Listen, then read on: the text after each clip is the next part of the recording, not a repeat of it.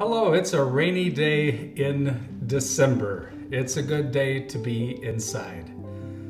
But it's great it's not snowing. What an amazing winter we are having so far in Indiana. It would have been a great year for me to do a lot of driving to the prison seminary campuses. But here I am at home recording another day of lectures. Today in modern church history, we continue to look at the life of Herman Bavinck, the great Dutch Reformed theologian. We've already had two looks at him, at his life and his childhood, and today we continue to look at him as he pursues his studies.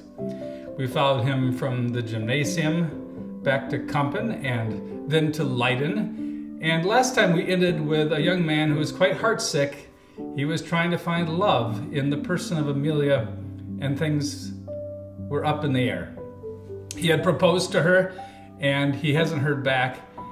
Now, as a student at Leiden, he is beginning to pursue some studies and doctoral studies. He is going to be writing a dissertation on the ethics of Ulrich Zwingli, and he's also going to crash and burn when it comes to his love life.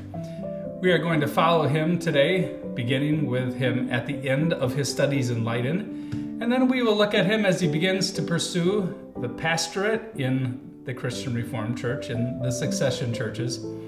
And then we will continue to follow him as he becomes a pastor for a brief and short time at the town of Franeker in the northern part of the Netherlands. Even though Bavinck would only be a pastor for a very short time, I am sure glad that as a theology professor, as a seminary professor, he had the chance to enjoy and experience pastoral labors and to know the hardships involved and the difficulties involved with being a minister in a local church. So that was good for him. It was short, but it would be transformative. So our story begins today with Bavinck at Leiden University. And it's interesting that he writes to his friend Christian Snauk Hergranja about his first opportunity to fill a pulpit. He said, on Sunday, 8 days ago in Enschede, I preached for the first time. I would have rather delayed it a bit, but my parents were enthusiastic, and an aunt and uncle of mine who live in Enschede were invited specially. I already promised them long before that I would preach my first sermon there, and because my aunt's health situation might well be that she doesn't have long to live, there was all the more reason to fulfill my promise. And then he tells his friend there was obviously much difficulty and a lot of time lost before our exam. Writing a sermon was no small thing for me, but in the end it worked out. My text was 1 John 5, verse 4b. This is the victory that has overcome the world, our faith. I very much enjoyed preaching it. I was very calm and collected. Because of that, I'm happy just to have done it, and the greatest difficulty with preaching has already been conquered. Overall, it went well, and I have an overabundance of reasons to be thankful. So that was quite an opportunity for the student. Now, the neat thing is that he was older by this time. I think of some of my colleagues in seminary who were out of college at age 22. By age 23, 24, they had been licensed to exhort. So as quite young men, they were suddenly in the pulpit. Well, I like how Bavinck, he was a little older than that by this time, and so he was mature. I was sort of in the same way because I went to graduate school in philosophy for 2 years before I went to seminary. And so this gave me opportunity to develop too. But those first times when you're in pulpits, speaking in front of an audience can be intimidating. But Bavinck did well. He says he was calm and collected. And then the next month he did something that must have been very sensitive as well and also very moving. He filled his father, Jan's, pulpit for the first time. And that, of course, was in Kampen, which meant that he was preaching in the presence of the seminary students in Kampen and also the professors, including professors who were very skeptical of him going off to Leiden. Thankfully, he was able to record in his diary, "It went well. For this also, O God, my innermost thanks." So apparently he felt that he had conducted himself well, and of course the professors were watching. You know, where was this young man theologically? Was he being influenced by the ethical theologians and by the liberal theologians over in Leiden? So that was exciting for Bavinck to begin his pulpit ministry. But then things got rough. On October 8 of 1879, Bavinck wrote the bad news about how Amelia's father had denied him permission to court or to marry Amelia. He records his interview with the man. What a sensitive, difficult situation. He says, "In the afternoon, I come under the impression that Mr. Dindecker is alone at home with Aunt Amelia. I go there. Miss Amelia was there, but left the room right away with Aunt Amelia. I began to speak with Mr. Dindecker, told him the whole story, asked why he was against it, etc. His only answer was, 'I cannot give permission.'" Now this reminds me of how in the Netherlands Reformed Church in the 1990s, the 1980s and 1990s, in the United States, there would be young men who would want to pursue the ministry of the word, men who had all kinds of qualifications, gifts for the ministry of the word, who later on would become ministers in the Heritage Netherlands Reformed churches. And yet, the leadership of the board of the Netherlands Reformed Church that oversaw the theological school and training for the ministry would just simply say, no. It's almost like they needed some type of impression, or they just didn't think that any common, ordinary young man could possibly be domini material. Anyhow, Amelia's father wouldn't allow it. Now today we might say, well, big deal if a father or mother might not give support if the children are mature, they're in their 20s and late 20s, even go ahead. Well, Dutch law required that a child under 23 years of age needed a written statement of parental support to get married. Older children who are between 24 and 30 years of age also needed parental support. The law did allow young people who are between ages of 24 and 30 to marry after 3 rejections by a parent. But apparently Amelia couldn't stand up to her father, and she would remain single for the rest of her life. Eglinton explains the reason for the father turning down the proposal from such a godly and gifted ministerial student. He says, "It is also possible that he deemed Bavinck's piety or doctrine to be inadequate. Ari Dindecker was strongly influenced by the experiential piety and doctrine of the further Reformation," that is the Nader Reformatie, "and had been noted for his insistence that successor pastors adhere to hard, strict, strong, orthodox truth." So maybe it's not so surprising that Mr. Dindecker doesn't approve of Bavinck. Now, having completed his studies for the ministry, what we would call a Bachelor's of Divinity or Master's of Divinity, he then pursued doctoral studies at Leiden University. And at first there was some talk about him writing a doctoral dissertation on an Old Testament topic. At one point, Abraham Kuyper would try to lure Bavinck, really at the height of Bavinck's strength and abilities, from being a teacher of systematic theology to teaching Old Testament. That's when Bavinck was mature and almost ready to finish writing his systematic theologies. Well, at least the later 3 versions of it. 3 volumes, I mean. And but at this point, instead, he decided to write a dissertation on the ethics of Ulrich Zwingli. One of the professors there thought that this was sort of, a safe thing to do.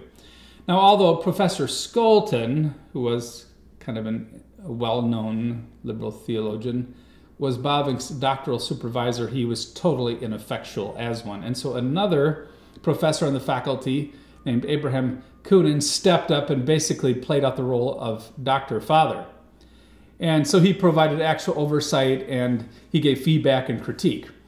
And the writing and then the defense of the dissertation went well, and Bavinck received his doctorate cum laude. And in his diary, the new doctor of theology could write Soli Deo Gloria. And he wrote about the celebration. And they knew how to celebrate things like this, just like at the time of the Reformation. Remember, Martin Luther talked about how when you received your master's in theology or another master's, it was really a time of celebration, even public celebration. Bavinck can write, "I went home, all the theological professors came to my house, also Grosken, Akvoy, and Oort, Scholten, and Kuyper stayed until after 5:30. Lucas, Snauk, Wildeboer, Kramer, and I dined in the Place Royale. For dessert, we rode to Indergeest. We parted at 1 in the morning." So they had a nice celebration. He celebrated with the faculty and then with some of his friends. Well, having written his doctoral dissertation and now concluding his studies at Leiden, he was now the first successor ministerial student or minister who had obtained an academic doctorate. Meanwhile, Abraham Kuyper has started the Free University in Amsterdam. The Doleancy movement has not yet occurred, and so Abraham Kuyper is still in the state church, but he started the Free University, and included in that is that he has basically a seminary ensconced in that university. Well, he is aware of this promising young succession theologian, and so he attempts at this point to lure Bavinck to a teaching position at the new university. So that would have been quite prestigious. It would have placed Bavinck in the limelight. And this would be the first of many attempts to lure Bavinck to teach at the Free University, and later on Kuyper would finally be successful in that. At this point, he offered Bavinck the chair of Semitic languages. And it is so funny that Bavinck showed himself to be the son of Jan Bavinck. Now, in his heart of hearts, he really knew that he wanted to improve the seminary of the succession in Kampen. Already now he has that plan, that hope, that he wants to become a professor in Kampen. Now he knows that the path to being a professor at Kampen in the succession churches is through the pastorate. And therefore he knows what he needs to do is become a pastor in the succession churches, and then hope and pray that his gifts would be recognized and he could be then offered a position at Kampen. He loved his church. He loved the succession churches, in other words. He didn't want to be part of the Dutch Reformed state church that Kuyper was still a part of at this point. So he loved those succession churches, wanted to be a part of them, wanted to seek their welfare, and yet he was indecisive. First, he told Kuyper that he would accept the appointment. But then we find him writing this in his Dagboek. He says, at 8 o'clock, I should have departed, but I had no peace with the decision. I went back on it. And this would be the first time that he would accept an appointment at the Free University and then actually say, well, actually not. And the reason for this all is that he was devoted to the succession churches and their welfare. He believed in the importance of the reform movement that had occurred in the Afscheiding.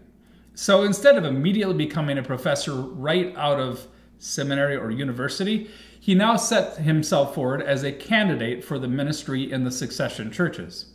And one of the church magazines among the Afscheiding wrote this: we understand that this youthful doctor has been offered a professorship at the Free Reformed University, but that he has declined it. Meanwhile, he has joined the number of those who have registered for the final exam at the theological school in Kampen. And no doubt that was a feather in the hat for the succession churches. The magazine went on to say some other things, but what was important for the succession readers is that Herman Bavinck, one of their sons, had gone to a liberal university and had emerged apparently unscathed. He had remained orthodox, and he wanted to pursue the ministry of the word in the succession churches. Following Bavinck's graduation from Leiden University, we see a pattern that has reoccurred already one time. After he had finished his schooling in the gymnasium, he had moved home with Dad and Mom. Now, even though he is a doctor in theology, guess where he goes? Yes, he moves back home with his mom and dad in Kampen. And the young man, though, is very lonely. He is hurting. He is lonely. He grieves the fact that he couldn't have Amelia's hand in marriage, so it's a tough time. And then he is going to become a minister in a small town where he also remains very, very lonely. So it's a difficult time for him personally at this time. Now, in order for Bavinck to become a minister now in the succession churches, he needs to take a couple of exams. There are two theological exams that the ministerial candidate needed to pass. Now, remember, there were the literary exams, which you needed to take basically to pursue your theological studies in seminary. And then once you'd pass those, you could study theology. And then there were 2 exams in theology. One would often be after maybe your first year of theological studies, and then the second would be at the end of your time of attending seminary. Now, in those days, the custom in Kampen Seminary was for the Board of Trustees actually to carry out this final exam. Now, when I graduated from seminary, what happened is that my last semester, it was very interesting that I didn't have any final exams. So the 4th year of seminary, I didn't have any final exams at the end of the spring semester, because the idea was that I would actually have my final exams right before the synod, and they would be oral exams. Of course, there would be written things too, like exegesis papers, but it was an oral exam. And so what happened is that in my case, it was the professors who asked the questions. So the 4 theological professors over a period of 2 days took turns asking questions to me, and I was the only graduate that year before the synod, so the entire synod could hear my oral exam and then vote on whether or not I had the gifts and qualifications for the ministry of the word. Now, in those days, it was a very public thing too. Crowds might gather in a church to hear these exams, but they were conducted by the trustees of the seminary instead. So the first exam was normally taken after probably the students, maybe 2nd year of theological studies. Bavinck hadn't taken it then, and then the second exam was taken at the end of one's seminary career. Since Bavinck hadn't been attending classes, though, at Kampen, he took both of the exams on the same day. In his dagboek, he recorded this: July 13, exams began here at Kampen. It was very poor, many failed. Now, this is something that is going to be an ongoing issue for the trustees. They're going to recognize that something is not right in the theological school. The faculty had some low standards, low expectations, not always the best teaching abilities. There are problems here, and a few years in the future, the synod and the board of trustees are going to try to rectify this. And then he wrote it in his dagboek on July 16, began theological exam A, taking part, me, Unich, Munich, Prosti, Vanderhoek, etc. It went quite well. Some difficulties regarding criticism, etc. arose, nothing else. Now, it's not clear exactly what's being talked about there. Now, of course, over in Leiden University, there the professors were teaching higher criticism, so it's not clear if some matters surrounding biblical criticism came up and it was a little sensitive, but we don't know anything more. And then he wrote in on July 19, theological exam B. I preached first on Matthew 15, verse 14a. The exam went well. And then on July 20, he writes, Tuesday afternoon results at 5 o'clock. Bulheisen, D, Romain, Stekety failed. I, Fapens, ten Hoor, and senior and junior Koch, Nienhuis, Elzinga went through. So isn't that striking how those trustees were actually playing quite an important role as gatekeepers, and they were not passing students that they thought lacked the gifts or the theological abilities that ministers ought to have. So that's quite striking. In his dagboek, Bavinck doesn't mention apparently a very sensitive matter that occurred at this exam. He just mentioned the fact that he had delivered a sermon on Matthew 15, verse 14a. Well, there was a story behind that. Apparently one of the succession ministers, who was very much a strongly orthodox person and very anti-liberal theology, had deliberately assigned him to preach on Matthew 15, 14a, not even the whole verse. And the reason why he picked this verse was sort of really to poke in the eye to the theological liberals at Leiden, and maybe he wanted to give Bavinck a chance to distance himself from his liberal professors.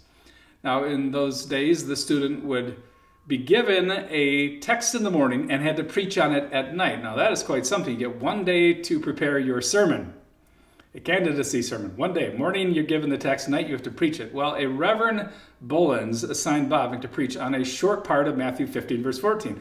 Only in the first part, and it read, "Let them go They are blind leaders. Now, the choice of this text had to do with the wordplay of the word leaders. In Dutch, the word for leaders was Leidsleden, while Leidske Leiden referred to men from the city of Leiden. So there's an indirect reference to the professors at Leiden. And so he's deliberately, the minister chose this as deliberately raising the issue of the fact that Bavinck had studied under false teachers at Leiden. So he's trying to push Bavinck to condemn or critique these blind leaders of the blind from Leiden. And I think this probably was an attempt to get Bavinck to sort of, show where he was at compared to his heterodox professors. Now, it's not clear what happened next. Hepp makes this into a very dramatic thing in his biography, in which he claims, Bavinck was furious and even not willing to preach the text and even was going to maybe quit, drop out of the exam, give up on the pastor in the Afschaffing churches. And he claims that Bavinck even publicly rebuked the minister and said, "Why one has given this text to me, we can easily imagine. The words of the blind have been left out intentionally." He's pointing out that purposely the minister didn't include the latter part of the text along with what was assigned. And so Bavinck supposedly said, the only thing we're waiting for is for them to be added, the latter words in the text. However, they dare not do that. And it's not clear exactly what happened here. Others who were present at the exam don't talk about any big controversial or over-the-top reaction of Bavinck to the assigned text. In fact, one eyewitness simply says that Bavinck's sermon had, wonderful rhetoric, and that even the minister who signed the text, he approved the sermon even though he didn't get Bavinck to verbally critique his Kampen professors, or Leiden professors. So it's not clear exactly what happened. Whatever is the case, he passed both the exams A and B, and his sermon was considered sufficient, and he was approved as a candidate for the ministry in the succession churches. That's what Bavinck had been training for all these years. And so now, as a new candidate in the succession churches, he began candidating. And he was called up to fill pulpits around the Netherlands. He was invited to fill some vacant pulpits, included was one in Franeker, in the town of Franeker, which was in the province of Friesland, where all the people with red hair with hot tempers lived. This city was in the northern part of the Netherlands, and he recorded this in his diary on September 18. Went to Franeker in the morning, arrived at 2:30, stayed with L. Hofstra Jr. In the afternoon, looked around the planetarium, city hall, portraits, etc. And this young man was in demand. Soon he received 2 calls. One was from a smaller village called Broek up Langendijk, and then the second was from Franeker. Franeker was a town that was a little bigger, had a little more culture. In fact, Eglinton describes it as a town that had some of the trappings, albeit faded, of a university town. Yes, in the past there had been an important university in Franeker where some famous Orthodox Reformed theologians had taught, but now the glory of the university had faded. On October 5, he wrote inside of his dagboek, left Leiden again, 3:30. At 8:30, arrived in Kampen, where I found out that a call had been issued to me on the previous day by the Franeker congregation. And so the Lord is quickly opening the door for Bavinck to have the calling as a pastor. Now at that time, Bavinck already is having his sights on Kampen, and he is paving really the way for his acceptance among the successor churches. There clearly might have been questions about his orthodoxy. There were certainly naysayers in the Federation about him going to Leiden. And so he decided that he would publish a new edition of the Synopsis Prioris Theologiae, which was a famous Latin work, but was a classic summary of Orthodox Reformed theology that had very importantly been written by 4 Leiden professors in the 1600s. So notice what he is saying. He's saying, okay, I don't agree with the present theological winds that are blowing in Leiden. I go back to when Leiden was more Orthodox. So he was identifying himself with the post-Reformation Orthodox theologians from some centuries before. So what he did is he worked on getting this published with a brief introduction. And so he began working on finding a publisher. He tells us that he went back to Leiden to speak with D. Donner about the publication of this book. And he talked about how much he would get paid for printing it. He would get 150 guilders and then 20% for each copy, only up to number 500, and then the publisher would make the rest of the money. So even though he's on the path to now a pastorate at a town, in the pastorate in the churches, he's charting a scholarly direction for his career. And then he recorded in his Dagboek the fact that he had now accepted the call to Franeker. He says, November 2, accepted the call to Franeker and declined that of Broek op Langendijk. And so now Bavinck faced a classical exam. It was the same way with me. Once I graduated from seminary, had an exam before the entire synod. Then when I accepted a call to a local church, then I had a classical exam in Classis East. And so Bavinck also faces a classical exam as well. Meanwhile, Bavinck is corresponding with friends. He had some close friends. Some of his closest friends were men like Henry Dosker, who had moved to America where he would become a professor in Holland, Michigan. And in his correspondence, he is writing to Dosker at this time, and Dosker had just lost his first wife. And so he wrote about his loneliness, and together they're writing about how tough it is to be single.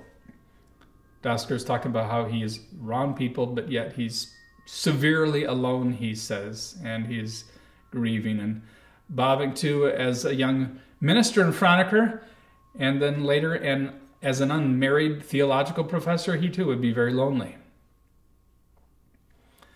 Bavinck recognized that his new charge would be a challenge. He wrote to his very unorthodox friend Christian Snauk Gronya about the challenges that he would face. He said it's quite a big and, for an inexperienced candidate, fairly difficult congregation. Yeah, one reason why it was a difficult congregation is that they'd had some big challenges with their recent ministers. First, they had had a minister who was basically an alcoholic. And then once the church finally dealt with that guy, they had someone who was just very, very imbalanced. And plus the alcoholic was not very confessional. Bavinck wrote to his friend that the alcoholic minister was guilty of a very great misuse of strong drink. All of this together meant that he was eventually deposed.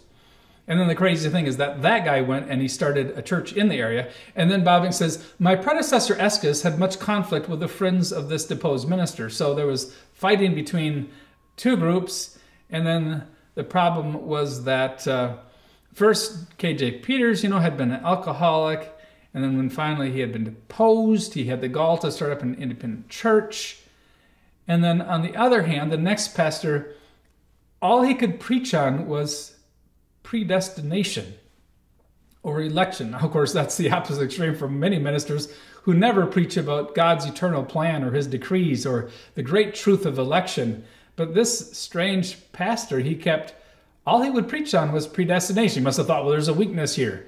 And so he was terribly imbalanced. So what a change this would be for the young ministerial student who had been pursuing university studies, doctoral studies. He had had his head in the books for years now, and suddenly the rubber would hit the road and he would need to be a pastor.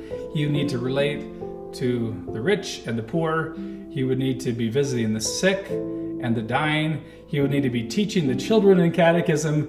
He would suddenly be thrown into a very, very busy life as a pastor with all the relationships that a pastor has with the eldership and with the members of the flock and with visitors. And so this would be a big transition for the young man. Next time we will pick up the story of Bavinck becoming a pastor in the town of Franeker. Have a great day now.